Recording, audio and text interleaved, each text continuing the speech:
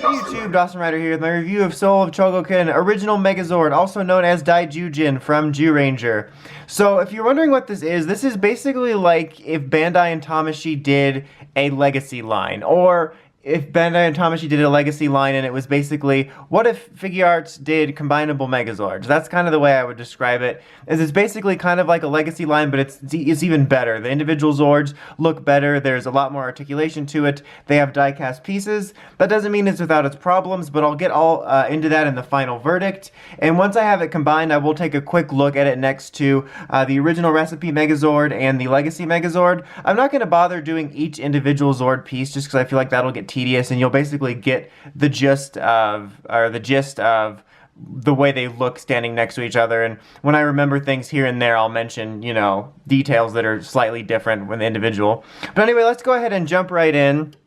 So right here we have Pterodactyl to start. This is pretty basic, honestly. In terms of just functionality or looks, there's really not a whole lot different about it. I mean, you do have the die-cast here where you can actually see me there, and you can feel it's die-cast. It's not like a cheap sticker paint or anything, and you can feel the metal to it. And the wings are nicely painted silver. Same thing with the little cannons here, which are going to go on the back and then on the, well, like the hands in the tank mode. The only other real difference is like some of the mechanisms of the way you're going to be combining it, like the way these little things will fold out here for combining with the Megazord and stuff like that. But it's probably the most unchanged in a lot of ways. But it is an improvement. I just think it's not the most noticeable improvement. Triceratops here also looks really nice as well. He also doesn't have quite as many different functions. I mean, you still have the tail here that can go up and down, and you have this nice ability to have, you can have it like, oh, look, it's a tail, and then you can have like the cannon mode and stuff like that, and it's nicely painted as well. And they all look really nice, like the colors, the plastic they used, it doesn't really feel like any cheap stickery stuff or anything like that. They're all very nice looking. You can move his head a little bit so you can get that confused dog Triceratops look, which is a thing. And then these puff out a little bit as well here, like this. So that's a thing. I forgot to do that before I started up. But yeah, I believe, yeah, it's supposed to be like this when you close it up for Megazord mode, but like that makes it more Triceratopsy. That's a technical term. Now here's one thing it's kind of neat is if you pop the horns off, you actually get the change just like in the show. And I haven't found anything, both looking at the instructions or in that, but the only way to put it back is manually. I guess I wouldn't expect like a press switch to pull it back in, but I have seen stuff like that. So, but that's pretty neat. I really dig that, and both of them do it. I don't want to, you know, pull both of them all the way out just because wasting time putting them back in. But that's really nice, and they also have, these aren't die cast, they are the plastic, but I still think they look pretty good. I can be real hit or miss on shiny stuff like this, but I'm mostly fine with these. Saber-tooth tiger I think is one of the strongest ones, but I also feel like its head, it seems a little bit skinnier, and its ears seem a little bit bigger than it is in the show. That could be my imagination, but that's just what I'm feeling. But other than that, it's really nice looking. Again, they have the really nice silver paint here. You got all the details. You can actually move his head a little bit and its neck, and part of that will help you when you're in Megazord mode to essentially get, you know, better footing, I guess you could say. So that's kind of neat. Like you can see it right here. It's kind of hard to see, but because it's a little bit of a tough joint. Also very heavy die cast. Sorry about the camera going out there for a second. You got the tail here, which obviously is going to fold up. The tusks here move together, or the tusks, the fangs, I guess, and you can move the mouth open. So, but that's really nice. Like, I like being able to do stuff like this because I've mentioned before in other Megazord reviews that stuff like this can just give things that traditionally don't have a ton of articulation a little bit more personality. I also wanted to note before I forgot, you can open the Triceratops mouth, which is kind of a pain, but you can do it. Basically, you have to get your fingernail under this tiny little understated thing and prop it open. Usually, it's more obvious. I guess that's kind of the nice thing about this is that some of the little like bits that you can tell are for various transformation and features that are usually really obvious, and other ones are more hidden, which is nice.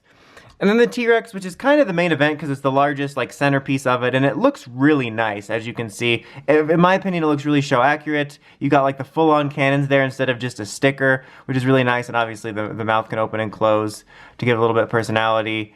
The head can't really move like the others, which is kind of disappointing, but it makes sense because of the transformation. You can move the arms a little bit though, both up and down. very slightly out. If you press it too much, it'll pop the arms out. And you can actually move the little T-Rex thumb here, which is nice. So it's just little subtle things that'll give it personality. And obviously you're going to be able to move the legs, and this is a good opportunity to show off the leg articulation. This is basically going to be the same. You get in and out all around, like pretty solid articulation. And some of the bending's from transformation, but it also works in favor of the Megazord. So you can't get him in any like amazing poses, but you can give him more personality than before. Oh, that was kind of out a little bit. And you can move the tail here a little bit as well. I kind of wish it did that Dragonzord thing. That looked weird. But where you can all link it up. So mainly for just transformation. It's not like a huge deal, but I just kind of wanted that. And obviously this is going to bend from transformation. But so individually, they're all very nice and have a lot of things going for them that make them the best individually. Like, it's probably the most I've ever thought about displaying them individually out of any of the versions I've owned. Okay, so for transformation, we're going to start with the tank mode, which I always have kind of trouble with. Like, design-wise, the mode's okay for me, but just something about doing this mode and all the transformation always just bothers me. So just bear with me. I'm going to kind of gloss over it a little bit, because that, for me, that's not the main event. But basically, to prep T-Rex, just fold his little arms up, and this is actually going to become sort of a stabilizer. Now, basically, they want you to have it, like the instructions want you to have his legs just ever so bent. Oh, open these up here to slide out the pegs you're going to be using, which I want to highlight is a really nice feature that actually hides these. It's one of those things I was talking about. It sort of hides stuff like that. But anyway, the instructions kind of want you to have his knees quasi-bent for this mode. Like, it's not...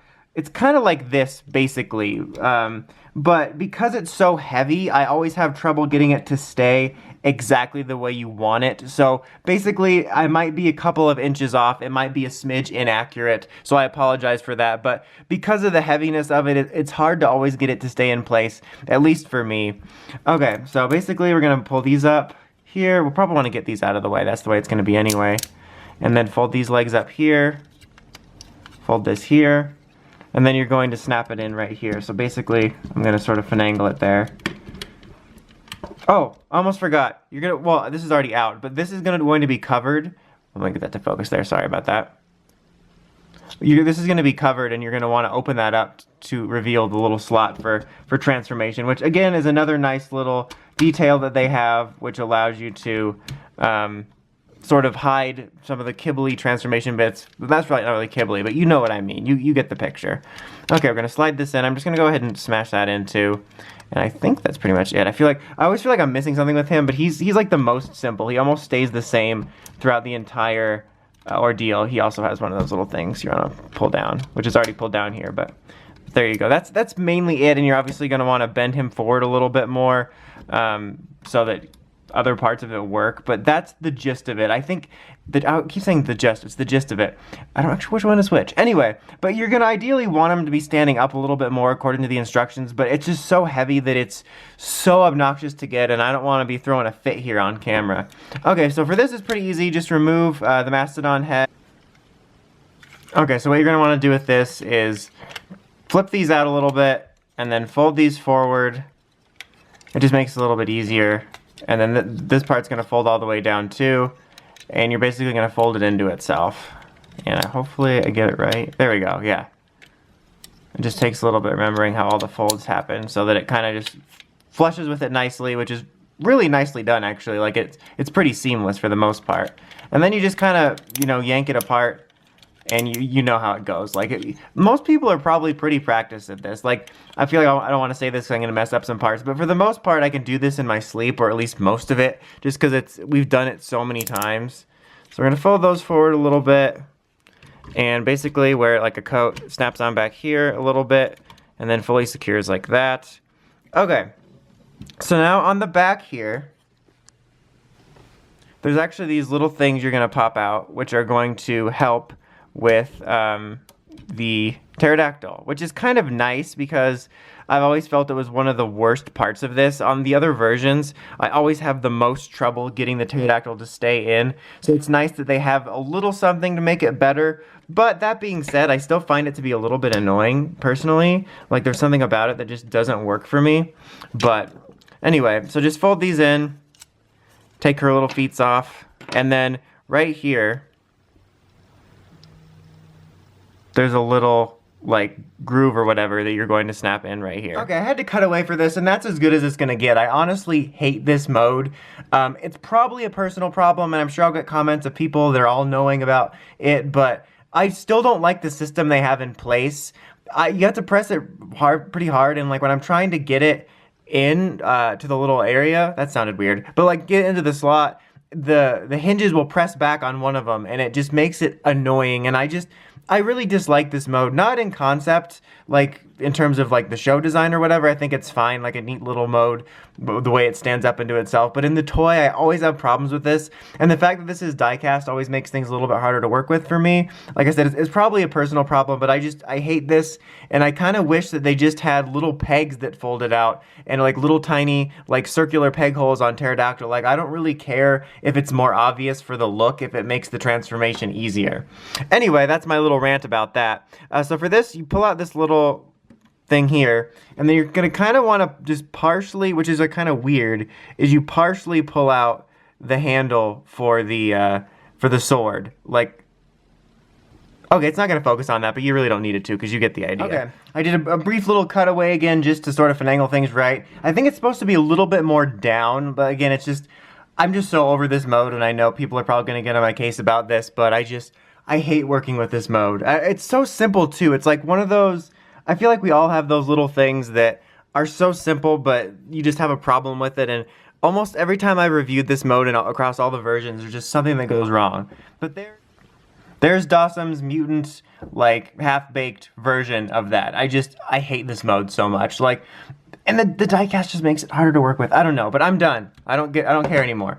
Okay, let's get on to the main event. So remove these. We're gonna remove these, and we're basically just gonna be standing them up now.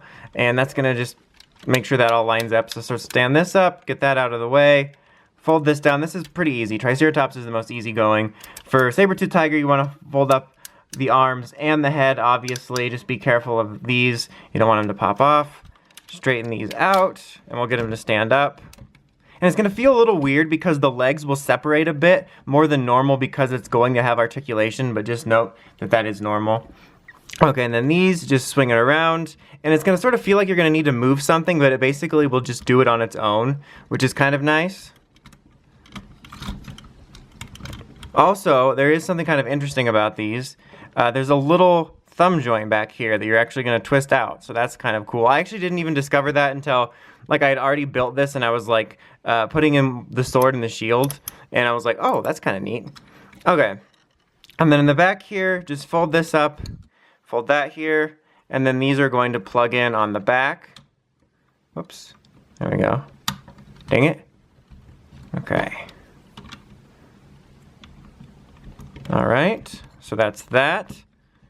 Just make sure you're standing straight-ish. Okay, there it is. Okay, Pterodactyl.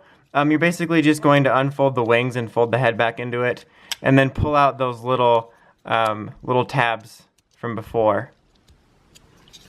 And it's just going to snap on the front after you do this. Fold that back in too. But then fold down the head, fold that in. And then snap this on. Just make sure you line it up correctly. There you go. And we are almost done. Now we're just going to initiate the Megazord sequence. And that is pretty much it. I'm just going to sort of finagle him a little bit so he's standing up straight. We'll get to sort of the more articulated portion in a second, but I just want to get him the way he is. Obviously, you're going to be able to put this in his hand, which I'll get to in a minute, but just fold that out. We'll get that set up. And he does come with the Power Sword, which is a pretty decent size. It's shiny metallic, just like the old one used to be, and just like the new Legacy one is, but it actually has detailing and a different colored handle. And I'll put that in his hand in a second. But overall, as you can see, it's really, really nice looking. It really is.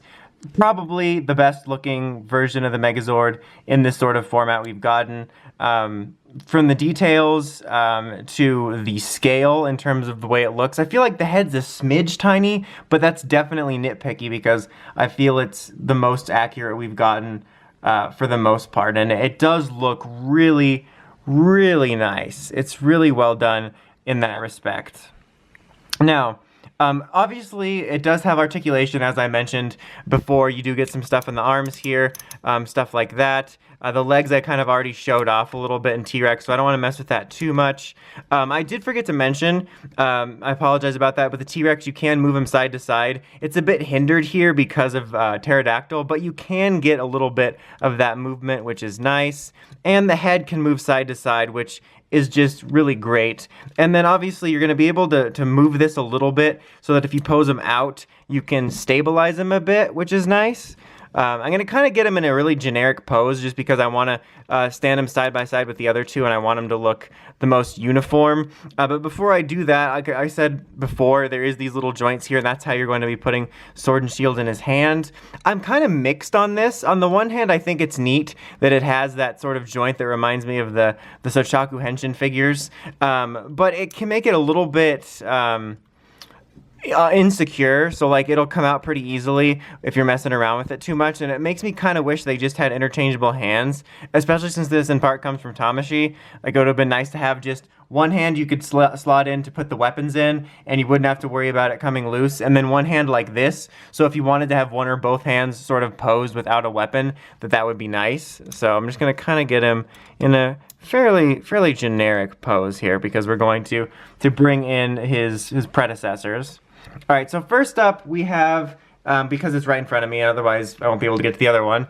Here we have the Legacy Megazord from the current Bandai of America Legacy line. I'm trying to get everyone to fit in here. I'm going to sort of pull back a little bit. There we go. And as you can see, they're roughly the same size.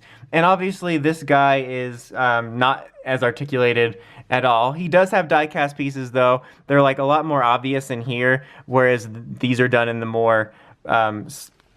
silvery paint. I mean, this is silver, but you know what I mean. Like, it fits in more with the show. His helmet's a little bit bulkier.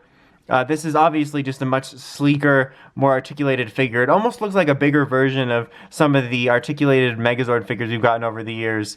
I can't remember the name of the line, but for a minute we had an articulated mecha line that was along the figure arts, and they only did like a handful of them, but it kind of reminds me of that. And the colors are also a little bit brighter, a little more accurate. I have to say, though, this one is not bad. I don't think it's awful by any means. The only one I'm not going to get a comparison of in terms of the large ones is the 2010 MMPR one, but that one is identical to this, except it's not die-cast. Alright, and I do not have the sword and the Mastodon pieces, which is part of what's holding this review up, but here we have the original recipe Megazord right there. Let me just do that so you can see the differences there, and there's all three together. Obviously this one's a lot larger, a lot more bulky. This one has stickers on it. It's got some different details there. I have some missing stickers, which is exclusive to mine, so it's not a overall great comparison with that, but you can see the clear differences between the three. But yeah, so for final verdict, before I start with that, I just want to say sorry if there was a few little hiccups with things getting a little messy. I apologize about that. I just have trouble with that middle mode, but hopefully the review is still decent. But yeah, overall, this is a really nice piece. It's definitely, of the three standing here in the Megazord mode, the best one, for sure.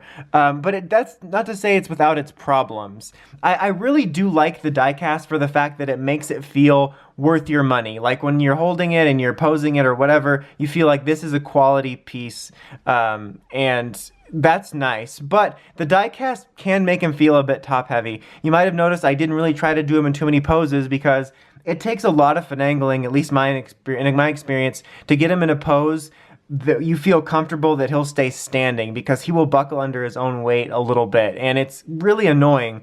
And I'm not sure how they would tackle that, but I wish that they would get a way to include the diecast still, but not make it overwhelmingly heavy, you know, if that makes any sense. And so that can be a bit obnoxious when dealing with that. Especially with some of the transformations, like in the tank mode, I just feel it causes a little bit of an annoyance for me. So I wish that wasn't a thing. And again, with the hands, I wish they were interchangeable, because that can be kind of annoying. And I still wish there was a better system for the Pterodactyl on the back in that mode. But they're all mainly nitpicks. They're things that I think could change, but this is still a solid collector's piece. All that being said, I don't think it's worth the standard $300 price tag you get it at. The only reason I bought it now was because it went on an Amazon deal for about 40-something% off, so it was about 170. I just checked before this review, and as of this recording, it's 240-something. I still don't think it's worth that. If I were you, I don't know if there'd ever be another sale, but I wouldn't pay over $200 for this. I would say pay under $200 if you could. That's not to say it's not a good quality, but it's definitely not worth $300. That's like a game console, guys. But it's still really, really nice. And if you're looking for the definitive Megazord or Daizyuzin, I definitely recommend taking a look at this, but just make sure you don't spend too much. Anyway, that's about it. Until next time, don't forget to like, comment, subscribe. Dawson Ryder, signing out.